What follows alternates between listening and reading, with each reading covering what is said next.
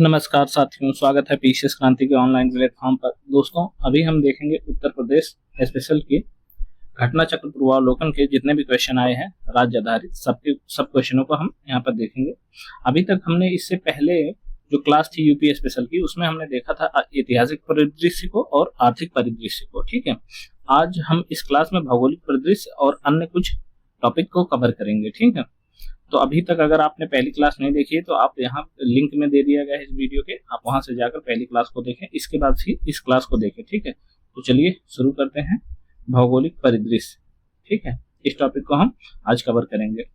तो पहला क्वेश्चन है, निम्नलिखित राज्यों में से किसी से उत्तर प्रदेश की सीमा नहीं लगती है। ठीक है, तो आपने देखा होगा राजस्थान के साथ आपको जब बताए थे, मैपिंग करवाए थे, तो वहां पे आपको बताया था कि राजस्थान के साथ लगती है, हरियाणा के साथ भी लगती है और फिर पंजाब के साथ नहीं लगती। तो ऑप्शन बी आपका सही हो जाएगा यहाँ पर। ठीक है, उत्तर प्रदेश की सीमा रेखा भारत के कितने राज्यों से मिलती है? तो दोस्तों, उत्तर प्रदेश की सीमा भारत के 9 राज्यों से मिलती है, जिसमें से 8 तो राज्य हैं और एक यूटी है। ठीक है, यूनियन टेरिटरी। ठीक, उत्तर प्रदेश का सबसे पूर्वी शहर निम्नलिखित में से कौन सा है? तो दोस्तों, सबसे पूर्वी शहर उत्तर प्रदेश का है बलिया। ऑप्शन ए सही है आपका। ठीक है, जो कि बिहार से लगता है। ठीक, लखनऊ जिले की सीमा निम्नलिखित में से किस जिले की सीमा को स्पर्श नहीं करती? तो दोस्तों, हरदोई को करती, उन्नाव को भी करती, बाराबंकी को भी करती, केवल इसी बलिया को नहीं करती। ठीक है, और अगला है, उत्तर प्रदेश के निम्नलिखित नगरों का भौगोलिक क्षेत्रफल की दृष्टि से अवरोही क्रम ज्ञात कीजिए। इसमें दिया है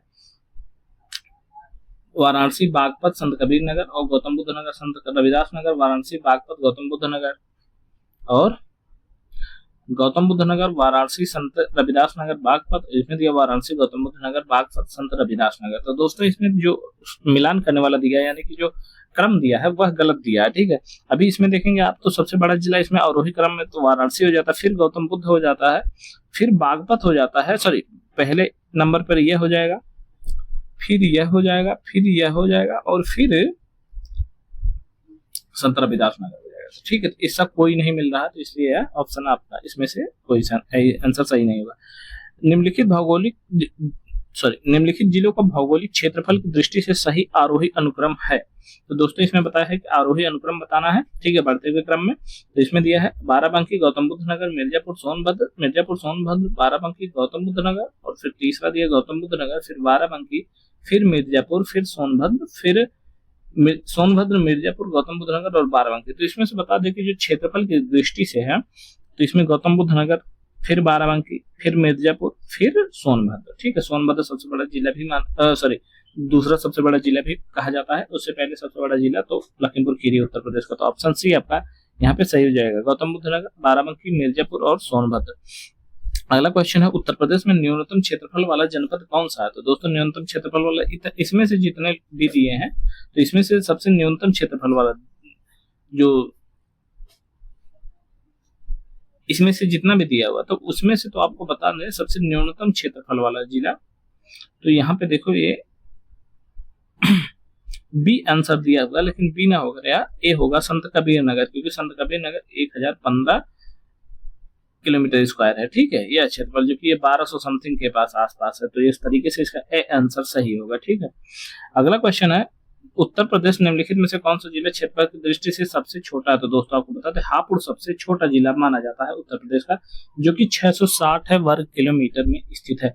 उत्तर प्रदेश निम्नलिखित जिलों में से किसका क्षेत्रफल सर्वाधिक है? तो उसका सर्वाधिक क्षेत्रफल लखीमपुर खीरी का है, जो कि 7680 किलोमीटर स्क्वायर है। ठीक है, अगला है, उत्तर प्रदेश निम्नलिखित जनपदों में से कौन क्षेत्रफल की दृष्टि से सबसे छोटा है? तो दोस्तों, इसमें से जितने भी जिले दिए हुए हैं, तो सबसे छोटा इसमें से कौन सा आपको दिख रहा हुआ है? वाराणसी, जो कि 1535 वर्ग किलोमीटर है। ठीक है, अगला क्वेश्चन दोस्तों देख लेते हैं, उत्तर प्रदेश के निम्नलिखित जिलों को दक्षिण से उत्तर से दक्षिण सही अनुक्रम लगाइए, मतलब उनका उत्तर से दक्षिण में क्रमानुसार लगाइए आप। तो सबसे पहले आप देख लेते, संत कबीर नगर, अंबेडकर नगर, फिर सिद्धार्थ नगर, फिर संत रविदास नगर, फिर सिद्धार्थ नगर, संत कबीर नगर, अंबेडकर नगर, संत रविदास नगर, अंबेडकर नगर, सिद्धार्थ नगर, संत रविदास नगर, संत कबीर नगर, संत रविदास नगर, संत सिद्धार्थ नगर, संत कबीर नगर और अंबेडकर नगर।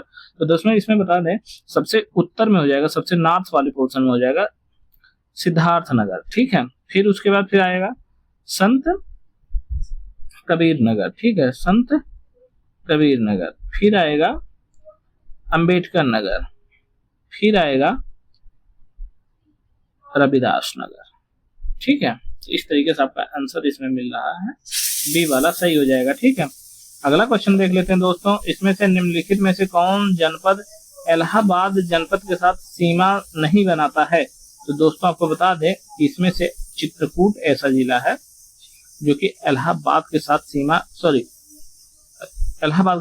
बनाने को पूछ रहा है। तो चित्रकूट, जौनपुर ये सब तो बनाते हैं, और संत रविदास भी नगर बनाते हैं। सोनभद्र इलाहाबाद से सीमा नहीं बनाता है। ठीक है, अगला क्वेश्चन है, उत्तर प्रदेश निम्नलिखित क्षेत्रों में किससे अन्ना प्रथा उस क्षेत्र के कृषि एवं वानिकी के विकास के लिए अभिशाप है? ठीक है दोस्तों, तो आपको बता दें, उत्तर प्रदेश का बुंदेलखंड रीजन एक पहाड़ी एरिया है और पठारी एरिया है, और इस पठारी एरिया में पानी की बहुत समस्या है, इसलिए यहाँ अन्ना प्रथा द्वारा उत्तर प्रदेश के बुंदेलखंड क्षेत्र में कृषि एवं वानिकी के विकास से अभिशाप है। ठीक है, बुंदेलखंड क्षेत्र में जो अन्ना प्रथा के तहत किसान चैत मास में फसल कटाई के बाद अपने पशुओं को खुला छोड़ देते थे, परंतु अब यहाँ पर किसान वर्ष भर पशुओं को खुला छोड़ देते हैं, जिससे वर्तमान में यह प्रथा अब कृषि एवं वानिकी के लिए नुकसान साबित हो रही है, क्योंकि इन पशुओं की वजह से फसलों को नुकसान हो जा रहा है दोस्तों। ठीक है, बहुत इंपॉर्टेंट है। अन्ना प्रथा कहाँ चलती है? तो यह चलती है उत्तर प्रदेश के बुंदेलखंड वाले रीजन में। यहाँ क्या अन्ना प्रथा है क्या? तो अन्ना प्रथा यह है कि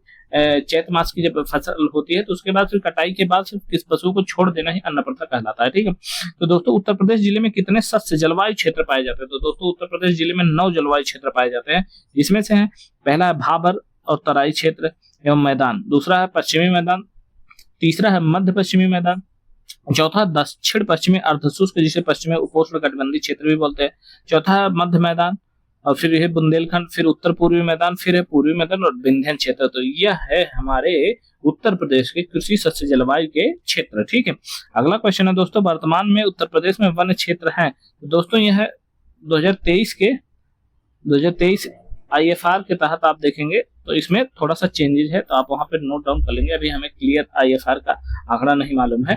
ठीक है, अगला क्वेश्चन है, निम्न रिक्त स्थानों का चयन करें। उत्तर प्रदेश में 2011 में उत्तर प्रदेश का अभिलिखित रिकॉर्डेड वन क्षेत्र था, तो दोस्तों 7% था, बहुत पुराना, इसे याद रखने की आवश्यकता नहीं है। ठीक है, उत्तर प्रदेश के संदर्भ में निम्नलिखित कथनों पर विचार कीजिए। उत्तर प्रदेश के कुल भौगोलिक क्षेत्रों का लगभग 12.8% वन है, और दूसरा दिया है जौनपुर, गाजीपुर, बलिया जिले में कोई वन भूमि नहीं है। तो दोस्तों इसमें से दोनों ही गलत है, लेकिन आयोग ने यहाँ आंसर थोड़ा मान लिया था दूसरा। ठीक है, समझ रहे हैं? उत्तर भारत के समस्त राज्यों में क्षेत्रफलानुसार उत्तर प्रदेश का क्या स्थान है? तो क्षेत्रफलानुसार उत्तर प्रदेश का चौथा स्थान, पहला राजस्थान, फिर MP, फिर महाराष्ट्र, फिर उत्तर प्रदेश आता है 240,928 वर्ग किलोमीटर। ठीक है, अगला क्वेश्चन दोस्तों देख लेते हैं, वह है उत्तर प्रदेश की 2011 की जनगणना के आधार पर उत्तर प्रदेश के संदर्भ में निम्नलिखित आंकड़ों में से कौन सा सही सुमेलित नहीं है? उत्तर प्रदेश की जनसंख्या में उत्तर प्रदेश की जनसंख्या का प्रतिशत घनत्व भाई 17.5 है। ठीक है, यही गलत है, 16.5 है, यही गलत है। ठीक है, अगला क्वेश्चन है, जनगणना 2011 के अंतिम आंकड़ों पर आधारित उत्तर प्रदेश से संबंधित निम्न कथनों पर विचार कीजिए और नीचे दिए गए कूट से सही उत्तर चुनिए। तो इसमें क्या होगा आपका, क्षेत्रफल में यह भारत का चौथा बड़ा राज्य है, दूसरा है देश की जनसंख्या में 16.5% योगदान है, इसका यौन अनुपात राष्ट्रीय अनुपात से औसत से अधिक है, इसकी साक्षरता दर राष्ट्रीय औसत से कम है। तो इसमें से दोस्तों यह क्या पूछा है? तो इसमें से दोस्तों दूसरा वाला सही है और चौथा वाला सही है, बाकी दोनों पहला तीसरा गलत है। ठीक है, अगला क्वेश्चन है, 2011 की जनगणना के अनुसार उत्तर प्रदेश की जनसंख्या भारत की जनसंख्या के कितना प्रतिशत है? 16.5 है। वैसे इसमें से तो वैसे कोई नहीं मिलेगा, लेकिन 16.16 नजदीक है, तो यही टिक मार सकते हैं आप। ठीक है, अगला क्वेश्चन है, निम्नलिखित कथनों में से कौन 2011 की जनगणना के अंतिम आंकड़ों के आधार पर उत्तर प्रदेश के लिए सही नहीं है? तो दोस्तों आपको बता दें, उत्तर प्रदेश की जनसंख्या 16.5 बिल्कुल सही है, यहाँ देश में सर्वाधिक बच्चे पाए जाते हैं, सही है। इसकी दशकीय वृद्धि दर 18.2 गलत है, यह 20.2 है। ठीक है, तो यही आंसर आपका गलत हो जाएगा। अगला क्वेश्चन है, वर्ष 2011 की जनगणना के अनुसार उत्तर प्रदेश में साक्षरता दर 2001 से 2011 तक कितनी वृद्धि हुई है? तो दोस्तों वह हुई 11.45 की वृद्धि हुई है। ठीक है, अगला क्वेश्चन दोस्तों देख लेते हैं, और वर्तमान में यूपी की 2011 की जनगणना के अनुसार साक्षरता दर 67.7 है, ये भी याद रखेंगे आप। अगला क्वेश्चन है जनसंख्या जनगणना 2001 के अनुसार उत्तर प्रदेश में साक्षरता दर थी यार, तो यह क्वेश्चन बहुत पुराना है, इसको पढ़ने की भी आवश्यकता नहीं है। 2011 की जनगणना के अनुसार उत्तर प्रदेश में पुरुष साक्षरता का प्रतिशत है तो दोस्तों वह है 77.3%, जबकि महिला का 57.2% और टोटल 67.7% है। ठीक है, अगला क्वेश्चन है कथन दिया है उत्तर प्रदेश की साक्षरता दर स्थिर तरीके से बढ़ती रही है, और अगला है उसके अलावा है महिलाओं में साक्षरता दर की वृद्धि पुरुषों में वृद्धि दर के अनुरूप सम गति नहीं रही। ठीक है, तो समगति नहीं रही, यह बात तो बिल्कुल सही है, दोनों कथन और कारण दोनों सही, लेकिन ये व्याख्या नहीं कर रहा। ठीक है, तो ऑप्शन बी आपका सही हो जाएगा। अगला क्वेश्चन है उत्तर प्रदेश में सर्वाधिक साक्षरता प्रतिशत वाला जनपद कौन सा, यानी कि सर्वाधिक जगह साक्षरता कहाँ है इस दिए गए जिलों में, तो दोस्तों कानपुर नगर में सर्वाधिक है इस दिए गए क्वेश्चन में। वैसे तो गौतम बुद्ध नगर का है। ठीक है, यह देखिए गौतम बुद्ध नगर का जनगणना 2011 के अनुसार उत्तर प्रदेश में उच्चतम साक्षरता दर वाला जनपद गौतम बुद्ध नगर है। जनगणना 2011 के अनुसार सर्वाधिक औसत साक्षरता वाले निम्नलिखित 4 जिलों में अवरोही क्रम है गौतम बुद्ध नगर, कानपुर नगर, औरैया, इटावा। ठीक है, अगला क्वेश्चन है भारत की जनगणना 2011 के अनुसार उत्तर प्रदेश में निम्नलिखित में से किस जिले की साक्षरता दर सर्वाधिक है। इसमें जो दिया है उसमें पूछ रहा है, तो इसमें गाजियाबाद की सर्वाधिक है। ठीक है, अगला क्वेश्चन है उत्तर प्रदेश के निम्नलिखित जिलों में से किसकी जनगणना 2011 के अनुसार न्यूनतम साक्षरता अंकित की गई है, तो यह की गई है श्रावस्ती में, जिसकी जनगणना साक्षरता दर 46.7% है।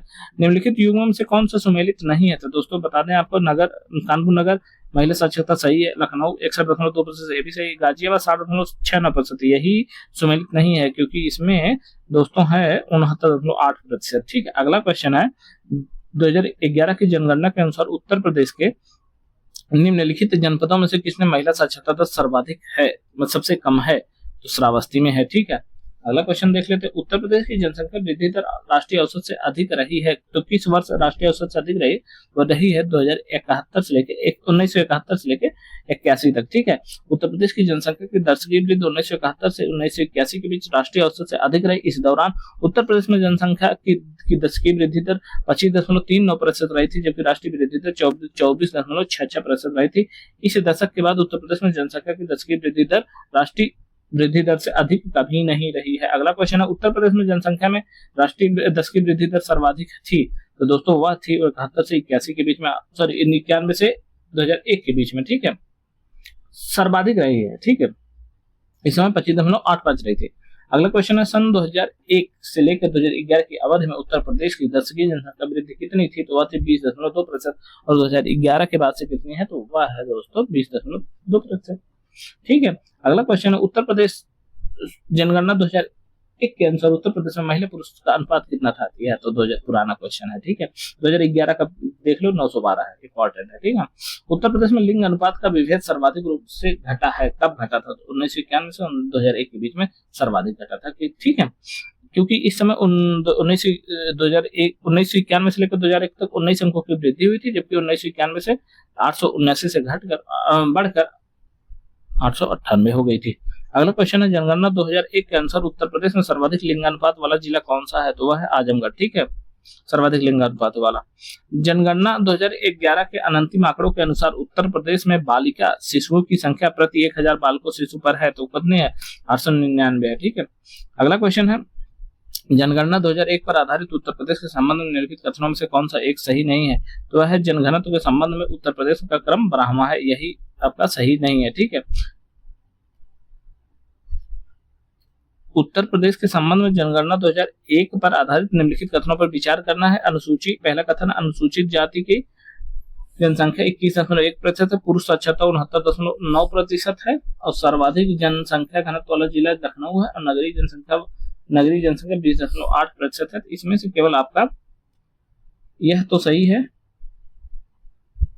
अनुसूचित जाति की जनसंख्या 21.1% है, पुरुष साक्षरता 77.7% है, तो यह गलत है, और सर्वाधिक जनसंख्या गलत वाला लखनऊ नहीं है, और एक चौथा आपका सही है। तो इस तरीके से 1 और 4 आपका सही, केवल डी ऑप्शन सही है। ठीक है, अगला क्वेश्चन है उत्तर प्रदेश जनसंख्या नियंत्रण स्थिरीकरण और कल्याण विधेयक 2021 के संदर्भ में कौन सा कथन सही है, इसमें दिया है इस विधेयक के उद्देश्य 2026 तक जन्म दर को 2.1 प्रति हजार जनसंख्या तक कम करना है। दूसरा दिया है वर्तमान में राज्य में प्रजनन दर 7% है, तो इसमें से एक भी सही नहीं है।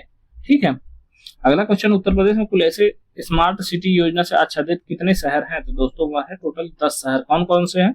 एक मुरादाबाद, अलीगढ़, सहारनपुर, बरेली, झांसी, कानपुर, प्रयागराज, लखनऊ, वाराणसी और आगरा है। ठीक है, उत्तर प्रदेश निम्नलिखित नगरों में से कौन से नगर विरासत शहर विकास और वृद्धि योजना, जिसे हृदय के नाम से भी जाना जाता है, के अंतर्गत शामिल किए गए हैं? एक वाराणसी, एक मथुरा, अयोध्या, फिर प्रयागराज। तो इसमें से बता दें, एक वाराणसी है और एक है आपका मथुरा, बस। ठीक है, यही है हृदय में शामिल। और वैसे तो टोटल 12 शहर शामिल है, जिसमें अजमेर है, अमरावती है, 2015 में लॉन्च किया गया था हृदय योजना, अमृतसर, बादामी, द्वारका, गया, कांचीपुरम, मथुरा, पुरी, वाराणसी, वेलंकनी, वारंगल। ठीक है, इतने हैं। ठीक है, याद रखना आपको। अगला क्वेश्चन है दोस्तों, जनसंख्या 2001 के अनुसार उत्तर प्रदेश में निम्नलिखित में से लाख नगरों का सही क्रम कौन सा? तो कानपुर, लखनऊ, आगरा, वाराणसी, यह लाख नगर है। ठीक है, मतलब ये 10 लाख नगर है, यहाँ पे 10 लाख जनसंख्या लगभग रहती है। तो देख लीजिए, कानपुर है, फिर लखनऊ है, फिर गाजियाबाद, फिर आगरा, फिर वाराणसी, फिर मेरठ। ठीक है, इलाहाबाद 1.22। ये भी ठीक है। अगला क्वेश्चन है, उत्तर प्रदेश के कानपुर और लखनऊ नगर किस भारतीय जनगणना में 10 वर्षीय लाख नगर बन गए थे? तो दोस्तों वह बन गए थे 1971 से लेकर 81 के बीच में। ठीक है, तो आपको यह भी याद रखना है। ठीक, अगला क्वेश्चन है, जनगणना 2011 के अनुरूप उत्तर प्रदेश के जिलों में से किस जिले में ग्रामीण क्षेत्र में रहने वाले लोगों की जनसंख्या सर्वाधिक है? तो इलाहाबाद में है, यानी प्रयागराज में सर्वाधिक है। ठीक है, अगला क्वेश्चन है, 2011 की जनगणना के अनुसार उत्तर प्रदेश में महिला आबादी की कुल आबादी कितनी है? महिला आबादी कुल आबादी का लगभग प्रतिशत कितना है? तो दोस्तों 48% है। ठीक है, 47.71 यहाँ पे वही के नजदीक है, तो आप मार सकते हैं। ठीक है, 2011 के जनगणना के अंतिम आंकड़ों पर आधारित निम्नलिखित कथनों में से कौन सा एक उत्तर प्रदेश के लिए सही नहीं है? तो कौन सा सही नहीं है भाई? उत्तर प्रदेश भारत में सर्वाधिक शहरी जनसंख्या वाला राज्य, यही गलत है, क्योंकि सर्वाधिक शहरी जनसंख्या वाला राज्य महाराष्ट्र न कि उत्तर प्रदेश है। अगला क्वेश्चन, वर्ष 2013 के लिए निम्नलिखित में से कौन सा कथन असत्य है? तो दोस्तों आपको बता दें, उत्तर प्रदेश की जन्म दर प्रति 1000 जनसंख्या पर उत्तर भारत की जन्म दर से कम थी, यही असत्य है। ठीक है, क्योंकि ज्यादा थी। ठीक है, उत्तर प्रदेश की जनसंख्या अधिक है बांग्लादेश, इंडोनेशिया, जापान, पाकिस्तान। तो यह है इंडोनेशिया से,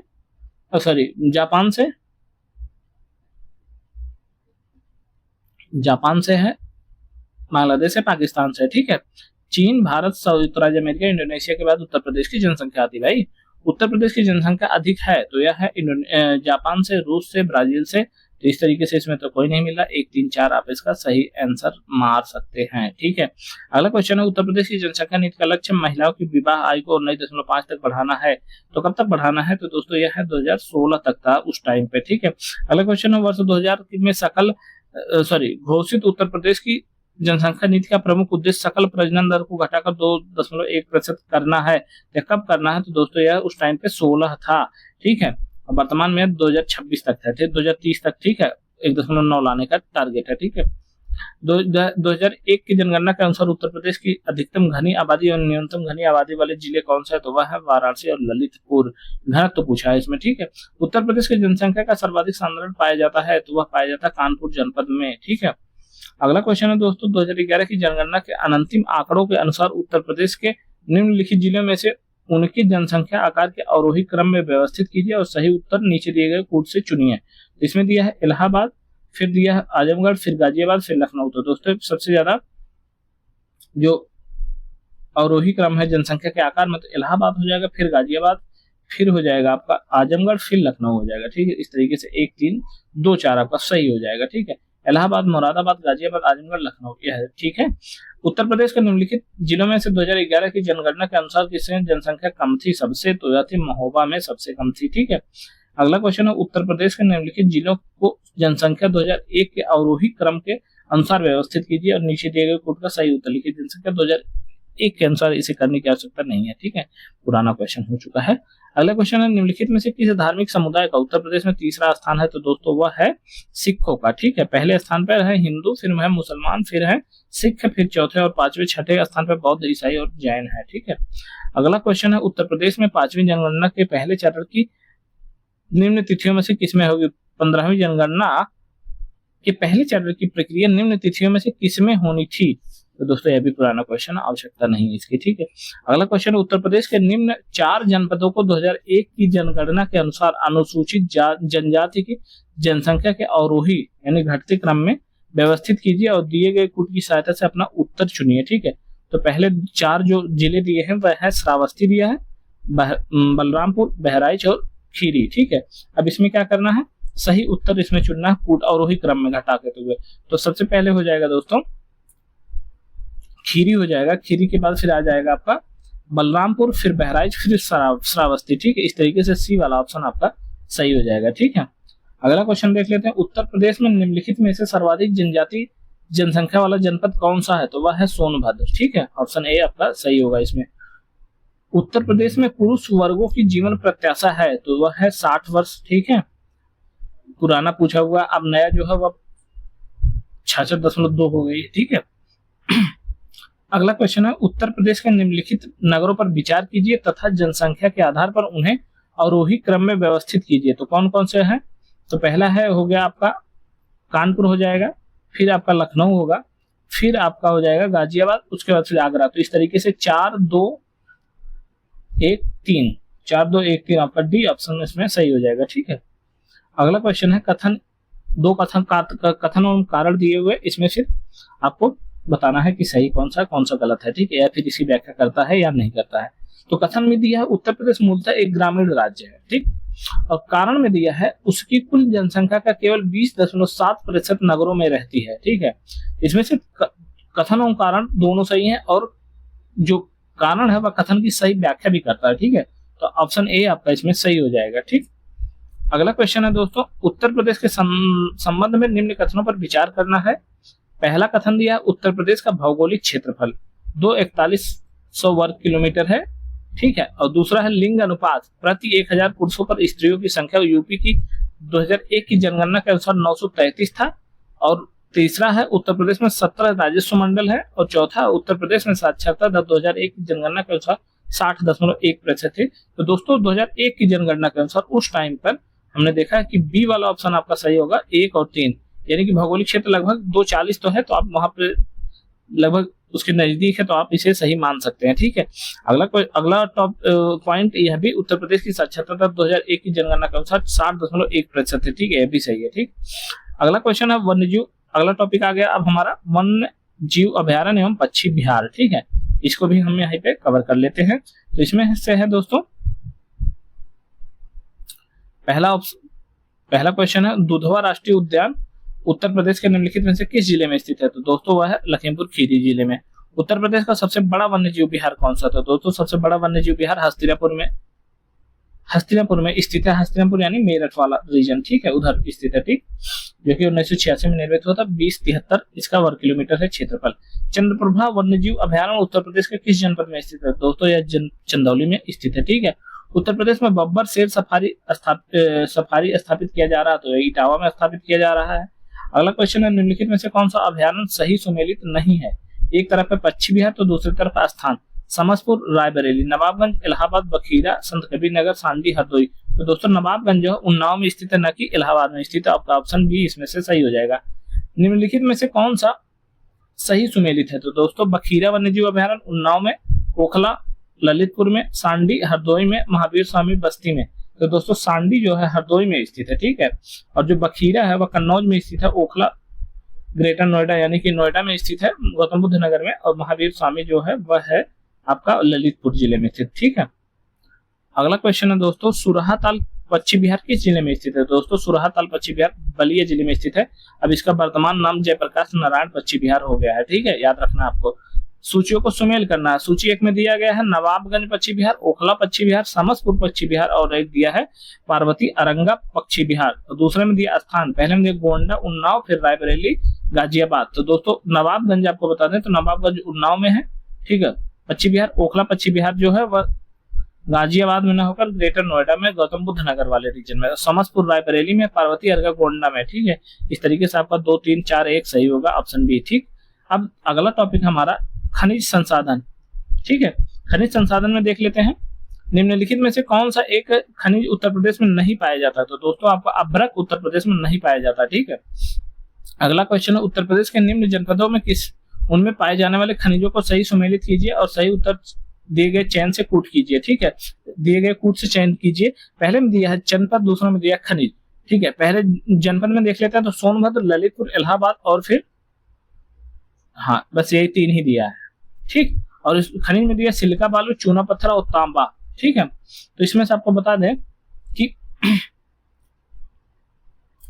जो सोनभद्र है यहाँ पे चूना पत्थर से आप कर सकते हैं, ललितपुर जो है वहां पे तांबा मिलता है और इलाहाबाद में सिलिका बालू मिलते हैं। इस तरीके से आपका 2 3 1 ऑप्शन बी सही होगा, ऑप्शन सी सही होगा। ठीक है, अगला क्वेश्चन है यहाँ पे सूचियों को शामिल करना। सूची 1 में दिया है जिले सोनभद्र, इलाहाबाद, ललितपुर और मिर्जापुर। सूची 2 में दिया है नॉन प्लास्टिक फायर क्ले, तांबा, शीशे वाली बालू और चूने का पत्थर। तो दोस्तों चूने का पत्थर आप लगा सकते हैं।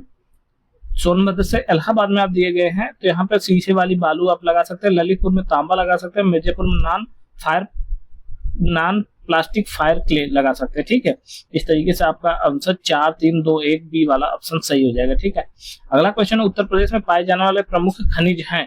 तो दोस्तों इसमें से लाइमस्टोन एवं डोलोमाइट, ये बहुत प्रमुख खनिज है उत्तर प्रदेश के। ठीक है, उत्तर प्रदेश में कोयले का भंडार पाया जाता है तो सिंगरौली वाले क्षेत्र में उत्तर प्रदेश में कोयले का भंडार पाया जाता है जो कि सोनभद्र जिले में स्थित है। ठीक है,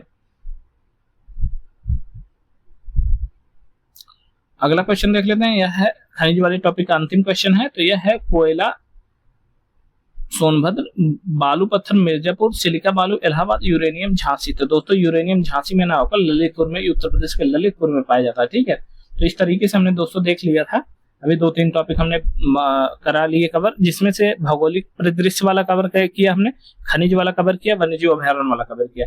अब अगला जो टॉपिक है वह कृषि, मृदा एवं फसलें हैं। इसको हम लोग अगले टॉपिक में कवर करेंगे, अगले सेगमेंट में कवर करेंगे। धन्यवाद दोस्तों।